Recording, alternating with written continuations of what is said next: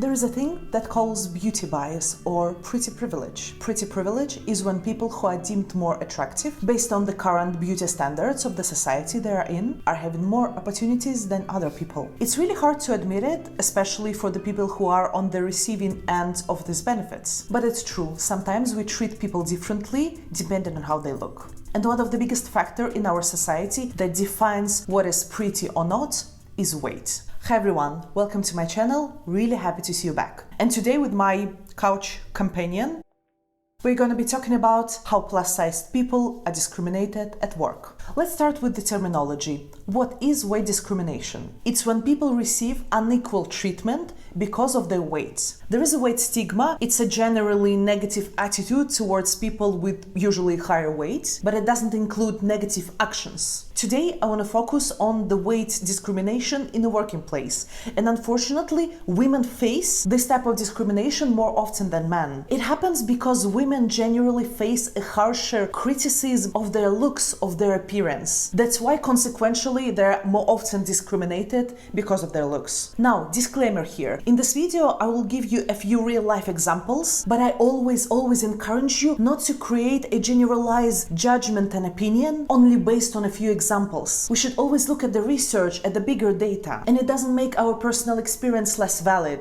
because people are different and we need to be cautious in how we extrapolate our personal experience on others. There is actually direct and indirect weight discrimination. Direct discrimination is when you literally treated less favorably than others at your working place. For example, if you're perfectly qualified for the job but you're not getting promoted just because of the way you look. And indirect weight discrimination is, for example, when there is a policy or a rule at the working place that puts a person with a higher weight in a disadvantaged position. There was a study in 2008 that researched how hiring managers view applicants with a higher weight. And it showed that people tend to think that applicants with a higher weight are less agreeable, less emotionally stable, and less extroverted. But even if you as a plus-size person got hired, there are actually a lot of ways how you can experience weight discrimination afterwards. There was a relatively fresh study from 2021. They served 14,000 people across Australia, Canada, France, UK, Germany, and US. And 58% of respondents answered that they have experienced weight stigma from their colleagues. Weight discrimination impacts plus-size people in many different ways. For example, on one hand, it can impact a career potential, a career track, which as a consequence is reflected on the earning potential, on how much money you earn. On the other hand, weight discrimination is obviously bad for your mental health. And yes, unfortunately, plus-sized people are often paid less. Now, let me give you a few examples of weight discrimination that I either experienced or witnessed. For example, I remember in my early working years, I had a short-term side job as a secretary in one company. I was a plus-sized young woman, though perfectly qualified for the job. And I got accepted for the job, they paid me, everything is fine. But my supervisor, while talking to me, many times tried to highlight how I should be happy and grateful because she hired me despite of the way I look. Because, you know, a secretary on the reception in a Russian company is supposed to be a super thin girls on high heels. I was really young at that point and I didn't even know how to react on that. So it's not that they didn't hire me, but they always kind of reminded me that they did it despite of my looks. That's just ridiculous. I've seen examples when managers would pick a skinnier, a prettier girl from the team to do a public speaking, for example.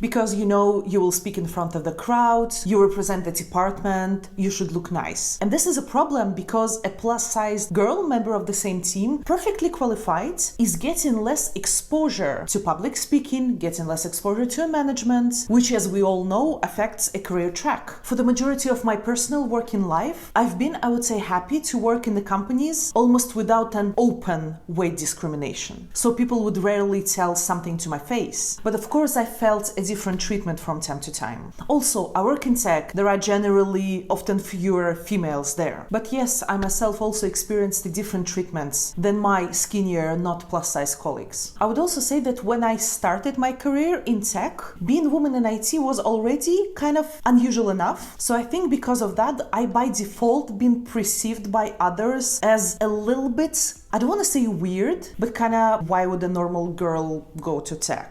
But if, for example, a skinnier, more conventionally beautiful girl would join an IT team, everyone would admire her. Everyone would be so shocked. Like, why such a beautiful girl decided to go to IT? And with me, no one can ask that question. She's not that pretty. Maybe she is, I don't know, smart. And yeah, this kind of an attention is not exactly what a woman would like in the working place. But the difference between how people behaved, the difference of attitudes towards me and towards more conventionally beautiful girl, of course it's not a pleasant experience. So I think if women often need to try twice as hard as men to get the same result, if you're plus-sized women, triple it. Again, I'm not even covering here that the perception of beauty is different for different people, and conventional beauty standards, they're changing all the time, they're getting outdated often, and sometimes they're just absolutely ridiculous. I'm talking only about what problems you can experience as a plus-size person at work. You know, considering that sometimes a promotion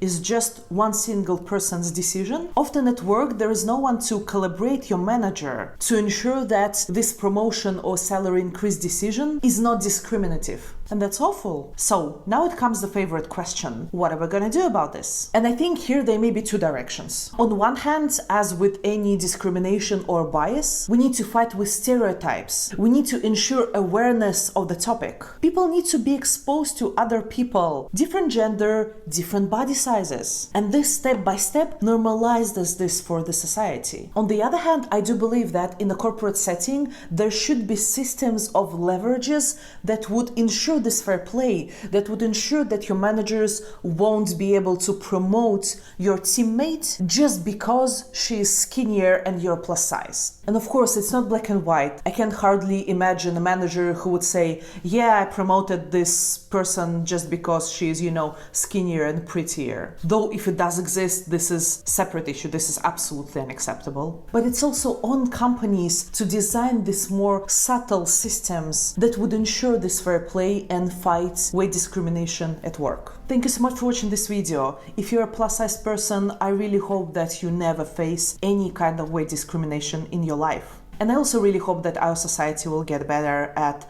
accepting different people the way they are. Thank you so much. Feel free to check my latest video and subscribe if you want to see more. Bye!